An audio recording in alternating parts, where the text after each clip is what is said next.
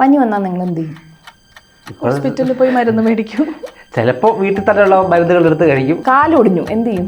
അപ്പൊ തന്നെ പോകും ഹോസ്പിറ്റലിൽ. എന്നിട്ട് എന്ത് ചെയ്യും? ആരെങ്കിലും കാണോ നിങ്ങൾ? ഓർത്തോയെ കാണും, ഡോക്ടറെ കാണും.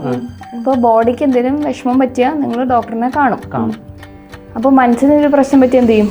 പക്ഷെ അവിടെയാണ് പ്രശ്നം മാഡം. ഇത് നമുക്ക് ഡിപ്രഷൻ ആണോ സാഡ്നെസ് ആണോ എന്താന്ന് അവനവന് തന്നെ മനസ്സിലാക്കാൻ പറ്റാത്തൊരവസ്ഥയല്ലേ? പണ്ട് എന്ന് പറഞ്ഞാൽ നമുക്ക് 2 ഇമോഷൻസ് ഉണ്ടായിരുന്നല്ലോ, ഹാപ്പി, കരയും, സാഡ്. ഇത് മാത്രമേ ഉള്ളൂ. ഇപ്പൊ അങ്ങനെയല്ല. ഇപ്പൊ 100 ഡിഫറെന്റ് ടൈപ്പ് ഓഫ് ഇമോഷൻസ് ഉണ്ട്. ഹാപ്പി പല ടൈപ്പ് ഉണ്ട്, സാഡും പല ടൈപ്പ് ഉണ്ട്. അതായത് എനിക്ക് വിഷമായി, എനിക്ക് ദേഷ്യമായി, എനിക്ക് പേടിയായി, എനിക്ക് ഫ്രസ്ട്രേറ്റഡ് ആയി, എനിക്ക് അങ്ങനെ പല ഇമോഷൻസും ഉണ്ട്. പക്ഷേ ഈ ഇമോഷൻസ് നമ്മളെ എന്താ പറയുക ഡിസ്റ്റർബ് ചെയ്യാൻ തുടങ്ങുമ്പോൾ ആഫ്റ്റർ 2-3 ഡേയ്സ്, അതായത് നമ്മുടെ കൂടെ തന്നെ ഇത് നിൽക്കുകയാണെങ്കിൽ എനിക്കൊരു സുഖവും ഇല്ല, എനിക്ക് ഉറക്കം ശരിയാവുന്നില്ല, എനിക്ക് വേണ്ടാത്ത ചിന്തകൾ, എനിക്ക് ഒന്നും ചെയ്യാൻ തോന്നുന്നില്ല. അപ്പം ഞാൻ എന്താ ചെയ്യാൻ? ഞാനപ്പോൾ ഇതിനെന്താ ഡോക്ടറിനെ കാണാം. അതായത് ഡേ ടു ഡേ ആക്ടിവിറ്റീസിനെ ബാധിക്കുമ്പോൾ. യെസ്, നമ്മൾ മെൻ്റലി ഇല്ലായിട്ടൊന്നും അല്ല നമ്മൾ ഈ തെറാപ്പിസ്റ്റിൻ്റെ അടുത്തോ കൗൺസിലറിൻ്റെ അടുത്തോ പോകേണ്ടത്.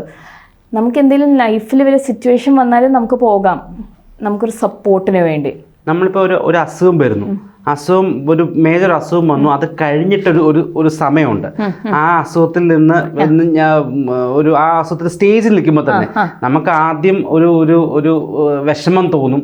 അങ്ങനെ ആ ഒരു സ്റ്റേജ് ഉണ്ടല്ലോ, ആ സ്റ്റേജ് ആണ് ശരിക്കും ഡിപ്രഷനിലേക്ക് എത്തിക്കുന്നത്. എന്താണ് അങ്ങനെ പറയുന്നത്? ആദ്യം എനിക്ക് പറയാനുള്ളത് ഒരു ഗ്രീഫ് എന്ന് പറഞ്ഞൊരു പ്രോസസ്സ് ഉണ്ട്. ഗ്രീഫ് എന്ന് പറഞ്ഞാൽ നമുക്ക് ഭയങ്കര, എനിക്ക് മലയാളത്തിൽ അപ്പോൾ അതൊരു ശരിക്കും പറഞ്ഞൊരു 5 സ്റ്റേജ് പ്രോസസ്സാണ്. അപ്പോൾ ആദ്യത്തെ പ്രോസസ്സ് എന്ന് പറഞ്ഞപ്പോൾ എനിക്കൊരു വലിയ അസുഖം വന്നു എന്ന് കൂട്ടിക്കോ, ഒരു ക്യാൻസർ വന്നു എന്ന് തന്നെ വിചാരിക്കുക. അപ്പോൾ ഞാൻ വിചാരിക്കും എനിക്ക് കുഴപ്പമൊന്നുമില്ല, ഞാൻ ഡയഗ്നോസ്ഡ് ആയി, പ്രശ്നമാണെന്ന് നമുക്കറിയാം. അപ്പോൾ ഞാനപ്പോൾ തന്നെ പറഞ്ഞു എനിക്ക് കുഴപ്പമൊന്നുമില്ല, ഒന്നുമില്ല, എനിക്കൊന്നുമില്ല. അതാണ് ഡിനയൽ എന്ന് പറഞ്ഞ പ്രോസസ്സ്. അത് നമ്മൾ സമ്മതിച്ചു കൊടുക്കില്ല. നമ്മളെന്നെ നമ്മളോട് ഇപ്പൊ ചിലവർ മരിച്ചു പോയി കഴിഞ്ഞാൽ അവിടെ കൂടെ നിൽക്കുന്ന ആൾക്ക് അവനിപ്പോഴും ഇവിടെയൊക്കെ തന്നെ അവിടെ ഉണ്ട്. അതാണ് ഡിനയൽ എന്ന് പറഞ്ഞത്. പിന്നെ നെക്സ്റ്റ് ഞാൻ ദേഷ്യം, എല്ലാവരും പോലും ഞാനും എല്ലാം ചെയ്യേണ്ടത്, പിന്നെ എന്തുകൊണ്ട് എനിക്ക് വന്നു ഇത് ദേഷ്യം, ഭയങ്കര ദേഷ്യം, എല്ലാവരോടും ദേഷ്യം, എന്നോടും ദേഷ്യം, ഈ സിറ്റുവേഷനോടും ദേഷ്യം, എല്ലാവരോടും. പിന്നെ ബാർഗെയിനിങ് എന്ന് പറഞ്ഞാൽ ഞാൻ ദൈവത്തിനോടായിട്ട് ബാർഗെയിൻ ചെയ്യണം. ഇതൊക്കെ ചെയ്താൽ ഞാൻ വേളാങ്കണ്ണിക്ക് പോവാം, തിരുപ്പതിക്ക് പോവാം, ഒന്ന് മാറ്റി തരും, നമ്മൾ ബാർഗെയിനിങ്.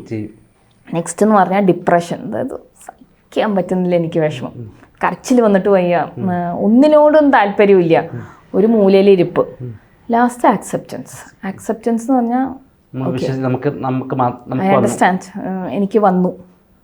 എനിക്ക് മനസ്സിലായി, ഞാനത് ആക്സെപ്റ്റ് ചെയ്യുന്നു. ഈ 5 സ്റ്റേജ് പ്രോസസ്സ് ഇത് ഏത് ഓർഡറിലും വരാം. അപ്പോൾ നിങ്ങൾ ചോദിച്ചു അസുഖം വരുമ്പോൾ എന്തുകൊണ്ട് ആൾക്കാർക്ക് വിഷാദം വരണേന്ന്. അതിനുള്ള മെയിൻ റീസൺ എന്താണെന്നറിയോ? നമ്മുടെ ബോഡി പാർട്സ്, നമ്മുടെ അവയവങ്ങൾ, നമ്മുടെ കൂടപ്പറപ്പുകളായിരുന്നു. നമ്മൾ ജനിച്ച അന്നോട്ട് നമ്മുടെ കൂടെ ഉള്ള ആൾക്കാരാണ് ഇവരൊക്കെ. എൻ്റെ ഏതെങ്കിലും ഒരു അവയവത്തിന് എന്തെങ്കിലും വിഷമം വരുമ്പോൾ എൻ്റെ ബോഡി അതിനു വേണ്ടി കരയുന്നുണ്ട്. എന്നാലും നമ്മുടെ കൂടപ്പറപ്പിനാണല്ലോ ഇത് പറ്റിയത്, അത് നമ്മളെ വിട്ടു പോവാണ്, അല്ലെങ്കിൽ അതിന് വയ്യ എന്നുള്ളൊരു ആ ഒരു റിയലൈസേഷൻ ഉണ്ടല്ലോ. അപ്പോൾ അതിനൊട്ടും താങ്ങാൻ പറ്റില്ല. അപ്പോൾ ഇങ്ങനത്തെ വലിയ വലിയ അസുഖങ്ങൾ ഉള്ള ഒരാളെ നിങ്ങൾ നോക്കിയാൽ മതി. ഇപ്പോൾ ക്യാൻസർ ആയാലും ഹാർട്ട് അറ്റാക്ക് ആയാലും അങ്ങനത്തെ വലിയ അസുഖങ്ങൾ നോക്കുമ്പോൾ ഇത് കഴിഞ്ഞ്, ഇപ്പോൾ ഓപ്പറേഷനും കഴിഞ്ഞു, അല്ലെങ്കിൽ കീമോതെറാപ്പിയും കഴിഞ്ഞ്, എല്ലാം കഴിഞ്ഞ് ആൾ ജീവിച്ചിരിക്കുന്നുണ്ട്. പക്ഷെ എന്നാലും ഈ ഇരിപ്പ്, അതെന്താണെന്ന് വെച്ചാൽ മൈൻഡ് അത് ആക്സെപ്റ്റ് ചെയ്തിട്ടില്ല. അപ്പോൾ നമ്മൾ എന്താ ചെയ്യേണ്ടത്? അതിന് സപ്പോർട്ട് കൊടുക്കണം. അതായത് ഈ പുതിയ ലൈഫിലോട്ട് ട്രാൻസിഷൻ, അതായത് നമുക്ക് ഈ പറഞ്ഞ പോലെ ചില അസുഖങ്ങൾ കഴിഞ്ഞിട്ട് വന്നാലും അവർ ഹാപ്പി ആകത്തില്ല. ആ ഒരു ചിലപ്പം നമ്മൾ വിചാരിക്കും, ആദ്യം പറയും ഈ ഇത്രയും വന്നല്ലേ, അവനെ കുറച്ച് വെറുതെ വിട്ടേക്കാം. ആ വെറുതെ വിടുന്നതാണോ ശരി? അല്ല, പലരും പറയുന്നത് അവൻ ഒറ്റയ്ക്ക് ഇരിക്കട്ടെ, അവൻ കുറച്ച് ഒറ്റയ്ക്ക് ഇരുന്ന് കരയട്ടെ, അല്ലെങ്കിൽ ഇരുന്ന് ആലോചിക്കട്ടെ. പക്ഷെ നല്ല ഡോക്ടേഴ്സ് എന്താ ചെയ്യാന്ന് വെച്ചാൽ ഈ ട്രീറ്റ്മെന്റിൻ്റെ കൂടെ തന്നെ മെൻ്റൽ ഹെൽത്ത് സപ്പോർട്ടും കൊടുക്കും. അതായത് ഈ പുതിയ ലൈഫിലോട്ടുള്ള ട്രാൻസിഷൻ ഭയങ്കര വേദനയായിരിക്കും. ഒന്ന് ഹാർട്ട് അറ്റാക്ക് എന്നൊക്കെ പറയുമ്പോൾ ബൈപ്പാസ് ആണെങ്കിൽ ഞാൻ പറഞ്ഞു തരണ്ടല്ലോ എത്ര വേദനയായിരിക്കും, അല്ലെങ്കിൽ ഒരു കീമോ ആണെങ്കിൽ എത്ര വേദന, പിന്നെ ലുക്ക് മാറല്, അത് ഭയങ്കരമായിട്ട് എന്താ പറയുക പേഷ്യൻറ്റിനെ ട്രോമറ്റൈസ് ചെയ്യും. പിന്നെ ആ ഫാമിലി മെമ്പേഴ്സും ആകെ അവർ കുറച്ച് കഴിയുമ്പോൾ അവർ ശരിയാവും, പക്ഷേ ഈ പേഷ്യൻ്റ് അത്ര അങ്ങ് ശരിയാവില്ല. പക്ഷെ അപ്പം എന്താ പറ്റുന്നത്, ആൾക്കാർ ചോദിക്കുന്നത് അസുഖം കഴിഞ്ഞാൽ നിങ്ങളിപ്പോഴും ജീവിച്ചിരിക്കുന്നില്ലേ, ഇപ്പം എന്തിനാ ഇത്ര വിഷമം? C that is very insensitive. ആ സമയത്ത് നമ്മൾ പേഷ്യൻറ്റിന് കൊടുക്കേണ്ടത് കറക്റ്റ് തെറാപ്പിയും പിന്നെ അവർക്ക് വേണ്ട മെൻറ്റൽ ഹെൽത്ത് സപ്പോർട്ട്. അത് ആ ട്രീറ്റ്മെൻറ്റ് സ്റ്റാർട്ട് ചെയ്യുമ്പോൾ തന്നെ ഇതും കൂടെ തുടങ്ങിയാൽ ട്രീറ്റ്മെൻറ്റ് അവസാനിക്കുമ്പോൾ പേഷ്യൻ്റ് കുറേയൊക്കെ ആക്സെപ്റ്റൻസ് ലെവലിലോട്ട് എത്തും. എനിക്ക് ഏറ്റവും കൂടുതൽ ഇത് വേണമെന്ന് തോന്നിയ ഒരു മേഖല പ്രസവമാണ്. പറയുന്നില്ല, നമ്മൾ പ്രഗ്നന്റ് ആണെന്ന് അറിയുന്ന ആ നിമിഷം മുതൽ നമുക്കൊരു മെന്റൽ സപ്പോർട്ടും ഇതുപോലെ കൗൺസിലിങ്ങും അത്യാവശ്യമാണ്. ഗൈനക്കോളജി വാർഡിന്റെ തൊട്ടപ്പുറത്ത് തന്നെ ഈ ഒരു കൗൺസിലിംഗ് വാർഡ് കൂടെ അത്യാവശ്യം. അത് വളരെ കറക്റ്റ് ആണ്. ഒന്നില്ലെങ്കിൽ ഒരു ഗൈനക്കോളജി വാർഡിന്റെ അടുത്ത് ഒരു കൗൺസിലർ വേണം, ഇല്ലെങ്കിൽ നല്ല എന്താ പറയുക കൗൺസിൽ ചെയ്യുന്ന ടൈപ്പ് ഒരു ഗൈനക്കോളജിസ്റ്റ് ആയാലും മതി. ഇവരെ ഏതെങ്കിലും ഒരാൾ ഉണ്ടെങ്കിൽ തന്നെ ആ ഒരു പ്രോസസ്സ് നന്നായി പോകും. കാര്യം എന്താണെന്ന് വെച്ചാൽ ആദ്യം പെട്ടെന്ന് ഛർദി, നടുവേദന, ഈ വേദന ആ വേദനയൊക്കെ തുടങ്ങും. പിന്നെ നാട്ടിൽ നിന്ന് ഇല്ലാത്ത ഉപദേശങ്ങൾ, പിന്നെ ലാസ്റ്റ് നമ്മുടെ ലുക്ക് മാറുന്നു, പിന്നെ ഉറക്കമില്ലാത്ത രാത്രികൾ, ഇതെല്ലാം കഴിയുമ്പോഴേക്കും ഒരു ചോദ്യചിഹ്നത്തിലേക്ക് എത്തും. പക്ഷേ മോസ്റ്റ് ഓഫ് ദ ടൈം ആൾക്കാരെന്താ പറയുക, കുട്ടി ഉണ്ടായി കഴിഞ്ഞപ്പോഴേക്കും ദേ അവളുടെ ഒരു വിഷമം ഒരെണ്ണം കിട്ടിയെങ്കിൽ എല്ലാം ശരിയാവും. കേട്ടിട്ടുണ്ടോ ഈ വർത്താനം? അപ്പോൾ ഇവിടെ കറക്റ്റ് സമയത്ത് നമ്മൾ ആ കൗൺസിലിങ്ങും നമ്മൾ എന്താ പറയുക അവരെ ആ പുതിയ ലൈഫിലോട്ടുള്ള ട്രാൻസിഷൻ, അതായത് സ്ത്രീന്ന് ഒരു വൈഫീന്ന് അമ്മ എന്നുള്ള ആ ഒരു പൊസിഷൻ ചേഞ്ച് ചെയ്യുമ്പോൾ അവർക്ക് കൊടുത്ത കറക്റ്റ് സമയത്ത് നമ്മൾ ആ സപ്പോർട്ട് കൊടുത്താൽ കുറേയൊക്കെ ഈ പോസ്റ്റ്മോർട്ടം ഡിപ്രഷനൊക്കെ ഒഴിവായി കിട്ടും മാക്സിമം. ഒഴിവായി കിട്ടും എന്ന് പറഞ്ഞാൽ കറക്റ്റ് സമയത്ത് ഡയഗ്നോസ് ചെയ്ത് ആദ്യം നോക്കേണ്ടത് എപ്പോഴും അവർ തെറാപ്പി ആയിരിക്കും. അതായത് കുറെ എക്സസൈസസ് അവർ ചെയ്യിപ്പിക്കും. പക്ഷെ ചിലപ്പോൾ അത് ശരിയാവില്ല. ശരിയായില്ലെങ്കിൽ നമ്മൾ അതിനുള്ള മെഡിക്കേഷൻസ് എടുക്കുക. എന്ന് വെച്ചാൽ നമുക്കിപ്പോൾ കൈവേനയും കാലുവേനയും വരുമ്പോൾ നമ്മൾ ഡോളോ ഹൈഫനാക്ക് എല്ലാ സാധനങ്ങളും എടുക്കാറുണ്ട്. അതിനാരെങ്കിലും കുറ്റം പറയാറുണ്ട്? ഇല്ല. അപ്പോൾ പിന്നെ ഇത് ഇപ്പോൾ നമ്മുടെ നാട്ടിലൊരു പ്രത്യേകതയാണ്, ഞാൻ പറയുകയാണ്. നമുക്കൊരു ഹാർട്ട് അറ്റാക്കോ എന്തെങ്കിലും വരികയാണെങ്കിൽ ആപ്പിളും ഓറഞ്ചായിട്ട് എല്ലാവരും ഓടിയെത്തും. മാനസിക രോഗമാണെങ്കിൽ എന്താ പറ്റുക, ചങ്ങലയായിട്ടാണ് അവർ ഓടിയെത്തുന്നത്. ഇത് ശരിയാണോ? ഇപ്പൊ നമ്മൾ ജോലി സ്ഥലത്താണെങ്കിൽ പോലും നമുക്ക് പനിയാണെന്നോ ഇപ്പൊ അല്ലെങ്കിൽ വേറെ വോമിറ്റിംഗ് ആണെന്നോ ഒക്കെ കാണിച്ചാൽ ലീവ് കിട്ടും. എന്റെ മനസ്സിന് സുഖമില്ല, എനിക്ക് ഒരു ദിവസത്തെ ലീവ് വേണമെന്ന് എവിടെയെങ്കിലും നമുക്ക് ലീവ് ലെറ്റർ അയക്കാൻ പറ്റുമോ? ഏതെങ്കിലും നിങ്ങൾക്കുള്ള എന്താ പറയാ സസ്പെൻഷൻ ലെറ്റർ ആയിരിക്കും മിനിമം കിട്ടുക. ഈ പറഞ്ഞ പോലെ ഇത് നമുക്കറിയാലോ, ഇതെല്ലാം നമ്മുടെ മനസ്സിന്റെയാ, നമ്മുടെ അകത്തുണ്ട് ഇതെല്ലാം. പക്ഷെ ഇത് നമുക്ക് പ്രകടിപ്പിക്കാൻ പറ്റത്തില്ല, നമുക്ക് നമ്മളെ കൊണ്ടൊന്നും ചെയ്യാൻ പറ്റുന്നില്ല. എപ്പോഴും നമുക്കൊരു അടക്കാനാവാത്ത വിഷമം ഒരാളുടെ ലോസിലോ അല്ലെങ്കിൽ നമുക്കുണ്ടായ ഇൻസിഡന്റിന്റെ പേരിലോ നമ്മൾ ഉണ്ടായിക്കഴിഞ്ഞാൽ നമ്മളിപ്പം എപ്പോഴും എല്ലാവരും പറയുന്നുണ്ട് ഒരു ഡോക്ടറെ പോയി കാണാൻ പറയും. പക്ഷെ എപ്പോഴും എൻ്റെ മനസ്സിൽ എപ്പോഴും ഉള്ളത് ആരായിരിക്കണം ഒരു ബെസ്റ്റ് തെറാപ്പിസ്റ്റ്? ബെസ്റ്റ് തെറാപ്പിസ്റ്റ് എന്ന് പറഞ്ഞ ആൾ ഫസ്റ്റ് എന്ന് പറഞ്ഞാൽ നല്ല പ്രൈവസി നോക്കുന്ന ഒരാളായിരിക്കണം. അതായത് ഞാനിപ്പോൾ എൻ്റെ വിഷമങ്ങളൊക്കെ നിങ്ങളോടും ഒന്ന് പറയുന്നു, ഞാൻ പോണേ മുമ്പ് നിങ്ങൾ നിങ്ങളുടെ കമ്മ്യൂണിറ്റിയിലും ഗ്രൂപ്പിലൊക്കെ ഇട്ട് കഴിഞ്ഞാൽ പിന്നെ അതിലും ഭേദം ഞാൻ എന്തിനാ അങ്ങോട്ട് പോയത്. ഒന്ന് അതാണ്. രണ്ടാമത്തെ കാര്യം എന്താണെന്ന് വെച്ചാൽ ഞാൻ പറയുന്ന കാര്യങ്ങൾ ക്ഷമയോടെ കേൾക്കുന്ന ഒരാളായിരിക്കണം. എനിക്ക് കുറേ കാര്യങ്ങളുണ്ടാവും. പിന്നെ ചിലപ്പോൾ ഞാൻ മറന്നുപോയ കാര്യങ്ങൾ ചെകഞ്ഞെടുക്കാൻ പറ്റിയ ഒരാളായിരിക്കണം. കാര്യം ഈ പഴയ കാര്യങ്ങൾ ഒക്കെ ഇൻ്റർലിങ്ക്ഡ് ആണ് എൻ്റെ ഇന്നത്തെ സ്വഭാവത്തിന്. അപ്പം അത് ചെകഞ്ഞെടുക്കാൻ പറ്റിയ ഒരാളായിരിക്കണം. മൂന്നാമത് എനിക്ക് താങ്കളെ വിശ്വസിക്കാൻ പറ്റും എന്നുള്ളൊരു ധാരണ എനിക്ക് കിട്ടണം. നെക്സ്റ്റ് എന്ന് പറയുന്നത് ഒരു നല്ല തെറാപ്പിസ്റ്റ് എന്ന് പറഞ്ഞാൽ നമ്മളെ കൊണ്ട് തന്നെ നമ്മുടെ പ്രോബ്ലംസ് കണ്ടെത്താൻ സഹായിക്കണം. അവർ പറഞ്ഞു തരില്ല, അവർ നമ്മളെ കൊണ്ട് തന്നെ ഫീൽ ചെയ്യിപ്പിക്കും. ഓക്കെ, ഇത് ഇങ്ങനെ ചെയ്താൽ ഒന്നും കൂടെ നന്നായിരിക്കും, അങ്ങനെ ഫീൽ ചെയ്യിപ്പിക്കണം. പിന്നെ ഈ പറഞ്ഞ പോലെ ഒരു നല്ല കമ്മ്യൂണിക്കേഷൻ സ്കില്ലൂടെ വേണം. എക്സാക്ട്ലി. മാഡം, ഈ MSc സൈക്കോളജി പഠിച്ചവരാണോ MA സൈക്കോളജി, ആരാണ് ആക്ച്വലി ഒരു psychologist, clinical psychologist? Clinical psychology എന്ന് പറഞ്ഞ ഒരു കോഴ്സ് ഉണ്ട്.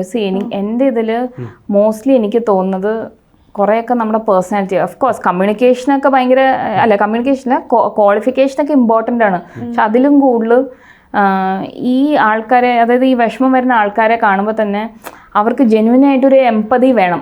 അതായത് ഇവർ എൻ്റെ സഹായം തേടി വരുന്നതാണ്. എന്ന് വെച്ചാൽ ഞാൻ കുറേ ആൾക്കാരെ കണ്ടിട്ടുണ്ട്, അവർ പേഷ്യൻറ്റിൻ്റെ മുമ്പിൽ അങ്ങനെ അഭിനയിക്കുകയാണെങ്കിലും അവർ പുറത്ത് പറയുന്ന ഈ കുറേ മാനസിക രോഗികൾ എൻ്റെ അടുത്ത് വന്നു, കുറേ പ്രാന്തന്മാർ വന്നു. ലുക്ക്, അത് പേരേട്ട കുറേ ആൾക്കാർ തന്നെയാണത്. ഞാൻ അങ്ങനത്തെ ആൾക്കാരുടെ അടുത്ത് പോവാൻ എൻകറേജ് ചെയ്യാറില്ല. I would rather send the patients to someone. നമ്മുടെ പ്രശ്നങ്ങൾ ഫുള്ളായിട്ട് കേട്ട് നമ്മളെ കൊണ്ട് തന്നെ അതിൻ്റെ സൊല്യൂഷൻ കണ്ടെത്തി നമുക്ക് തന്നെ ആ ഒരു സെഷൻ കഴിഞ്ഞാൽ ഐ ഫീൽ ബെറ്റർ, എനിക്ക് കുറേയും കൂടെ മനസ്സമാധാനം കിട്ടിയെന്നൊരു ഫീല് ഓരോ സെഷൻ കഴിഞ്ഞ് കിട്ടണം. അത് കിട്ടിയിട്ടില്ലെങ്കിൽ നിങ്ങൾ വേറൊരാളെ നോക്കുക എന്നാണ് ഞാൻ പറയാറ്. ഈ പറഞ്ഞ പോലെ നമ്മളിപ്പോൾ ഇത്രയും പറയുന്ന സെഗ്മെൻറ്റ്സ് എല്ലാം ഒരു മനസ്സിൻ്റെ ഒരു വിഷമം അല്ലെങ്കിൽ ഇതാണ്. ഇതിനൊരു എക്സ്ട്രീം സ്റ്റേജ് ഉണ്ടല്ലോ. എന്താണ് ശരിക്കും അവർക്ക് സംഭവിക്കുക? അവർ മനസ്സിൽ നമുക്കറിയാം നമുക്ക് വിഷമമുണ്ട്, നമുക്ക് കരച്ചിലാണ്, നമുക്ക് താങ്ങാൻ പറ്റുന്നില്ല, നമുക്കൊന്നും ചെയ്യാൻ പറ്റുന്നില്ല. പക്ഷേ ഇതിൻ്റെ എക്സ്ട്രീം നമ്മൾ പറയുമല്ലോ, മാഡ്നെസ് അല്ലെങ്കിൽ ആ ഒരു ലെവലിൽ ശരിക്കും ബൗണ്ടറി എന്താണ് ശരിക്കും നമ്മുടെ ഉള്ളിൽ നടക്കുന്നത് എന്താണ്? സി എൻ്റെ എൻ്റെ ഒരു എക്സ്പീരിയൻസിൽ നിന്ന് ഞാൻ പറയുന്നതാണ്. നമ്മൾ ഒരിക്കലും ആ ലെവലിലേക്ക് പോകണമെങ്കിൽ കുറച്ചധികം നാൾ നമ്മൾ ഒന്നും ചെയ്യാണ്ടാവുമ്പോഴാണ് നമ്മൾ ആ ലെവലിലോട്ട് പോകുക. ഫോർ എക്സാമ്പിൾ, നമ്മൾ ഇപ്പോൾ ഫിസിക്കൽ തന്നെ നോക്കാം. ചെറിയൊരു പനിയായിട്ടായിരിക്കും സ്റ്റാർട്ട് ചെയ്യുക നമ്മുടെ കുഞ്ഞുമാവിക്ക്. നമ്മൾ മൈൻഡ് ചെയ്യുന്നില്ല, നമ്മളൊന്നും ചെയ്യുന്നില്ല ആ പനിയെ പറ്റി. പനി കൂടിക്കൊണ്ടിരിക്കുകയാണ്. അപ്പോൾ കുറച്ച് കഴിയുമ്പോൾ എന്ത് വെച്ചും പനി കൂടും, ഇൻഫെക്ഷൻ ബ്ലഡിലോട്ടാവും. പിന്നെ എന്ത് വെച്ചും അത് മെയിനായിട്ടുള്ള അവയവങ്ങളിൽ എത്തും. പിന്നെ നമുക്ക് ICUവിൽ കൊണ്ടുപോയാലും കൂടെ ചിലപ്പോൾ ഡോക്ടേഴ്സിന് അവരെ രക്ഷിക്കാൻ പറ്റില്ല. ഇതേപോലെ തന്നെയാണ് നമ്മുടെ മനസ്സിൻ്റെ കാര്യം. ഇറ്റ് ഓൾ സ്റ്റാർട്ട്സ് പതുക്കെ ആയിരിക്കും തുടങ്ങാം. അത് ഞാൻ പറഞ്ഞല്ലോ, അതിൻ്റെ ഒരു ഫസ്റ്റ് സൈൻ എന്ന് പറഞ്ഞാൽ തന്നെ നമ്മളെ അലട്ടുന്നു, കുറേ ദിവസത്തിനേക്കാളും കൂടുതലായിട്ട് അലട്ടുകയാണെങ്കിൽ നമ്മൾ ആദ്യം ഇത് സപ്പോർട്ട് നമ്മുടെ വീട്ടിൽ നിന്ന് തന്നെ കിട്ടണം എന്നാണ് എൻ്റെ ഇത്.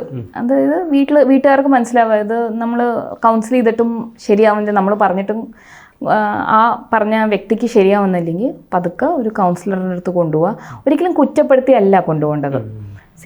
നമ്മളെപ്പോഴും ആളെ പറഞ്ഞ് മനസ്സിലാക്കേണ്ട ഒരു കാര്യം എന്താണെന്ന് വെച്ചാൽ, asking for help is a sign of courage. അതായത് ഞാൻ സഹായം തേടിയെന്ന് വെച്ച് ഞാനൊരു മണ്ടനോ അല്ല, എനിക്ക് ഭയങ്കര ധൈര്യം ഉള്ളതുകൊണ്ടാണ് ഞാൻ സഹായം തേടി പോകുന്നത്. അപ്പോൾ നമ്മൾ പറഞ്ഞ് മനസ്സിലാക്കേണ്ടത്, നമുക്കിപ്പോൾ പനിയോ ചുമയൊക്കെ വന്നാൽ നമ്മൾ ഡോക്ടറിൻ്റെ അടുത്ത് പോലും, അതേപോലെ നമ്മളിപ്പോൾ മനസ്സിൻ്റെ ഡോക്ടറിനെ കാണാൻ പോകുന്നു.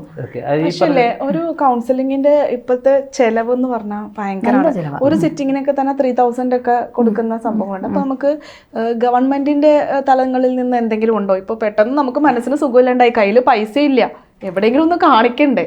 കുറേ ഹോസ്പിറ്റൽസിലൊക്കെ ഒരു എന്താ പറയുക, സമാധാനമുള്ള ചെലവിൽ തന്നെ ഇത് നടക്കുന്നുണ്ട്. നമ്മളൊന്ന് അന്വേഷിച്ചാൽ കിട്ടാമെന്നുള്ളൂ.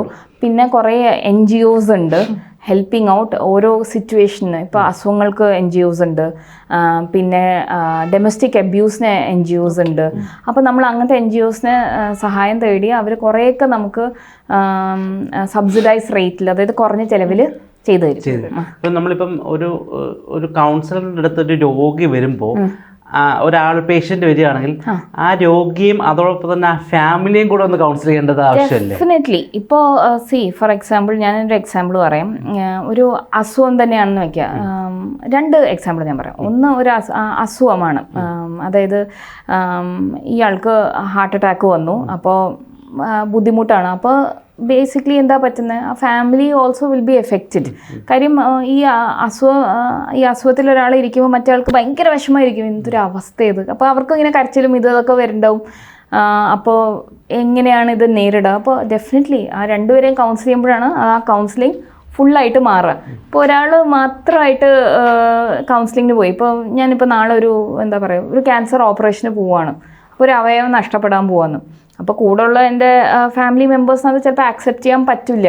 അപ്പോൾ അവർക്കും കൂടെ ഒരു കൗൺസിലിംഗ് കൊടുക്കുന്നത് നല്ലതാണ്. അതായത് ഒരു പുതിയ സിറ്റുവേഷനിൽ എങ്ങനെയാണ് എല്ലാവർക്കും കൂടെ നേരിടാൻ പറ്റാമെന്ന്. രണ്ടാമത്തത്, ഇപ്പോൾ ഫോർ എക്സാമ്പിൾ ഒരു കുട്ടിക്ക് ബിഹേവിയർ ഇഷ്യൂസ് ഉണ്ട്. ബിഹേവിയർ ഇഷ്യൂസ് എന്ന് പറഞ്ഞാൽ ഭയങ്കര ദേഷ്യം, അങ്ങനത്തെ പ്രശ്നങ്ങളൊക്കെ ഉണ്ട്. പിന്നെ അതിന് എന്താ പറയുക, കൺട്രോൾ ചെയ്യാൻ പറ്റാത്ത കരച്ചിലും. പക്ഷെ മോസ്റ്റ്ലി നോക്കുമ്പോൾ അവിടെ വീട്ടിൽ എന്തെങ്കിലും സിറ്റുവേഷനിൽ എന്തെങ്കിലും ചില വ്യത്യാസങ്ങളുണ്ടാവും നോർമൽ ഫാമിലിയിൽ നിന്ന്. ഒന്നില്ലെങ്കിൽ വീട്ടിൽ it can be any situation. ഞാനൊരു എക്സാമ്പിൾ പറഞ്ഞു എന്ന് മാത്രം. അപ്പോൾ ഈ കുട്ടിയെ കൗൺസിൽ ചെയ്യുന്ന സമയത്ത് തന്നെ കുട്ടിക്ക് കുറേ എക്സസൈസസും കുട്ടിക്ക് കുറേ സ്ട്രാറ്റജീസ് പറഞ്ഞു കൊടുക്കുമ്പോൾ തന്നെ പേരൻസിൻ്റെയും ഒരു കാഴ്ചപ്പാടും എല്ലാം മനസ്സിലാക്കുന്നത് നല്ലതായിരിക്കും. അതായത് ഇതൊരു ടീം എഫേർട്ടായിട്ടേ നമുക്ക് കുട്ടിയെ ശരിയാക്കാം. കുട്ടി എന്ന് പറയുന്നത് എപ്പോഴും ഒരു ടിപ്പ് ഓഫ് ദ ഐസ്ബർഗ് ആണ്. അതായത് ഉണ്ണിയെ കണ്ടാൽ അറിയാം, ആ കാര്യം തന്നെ.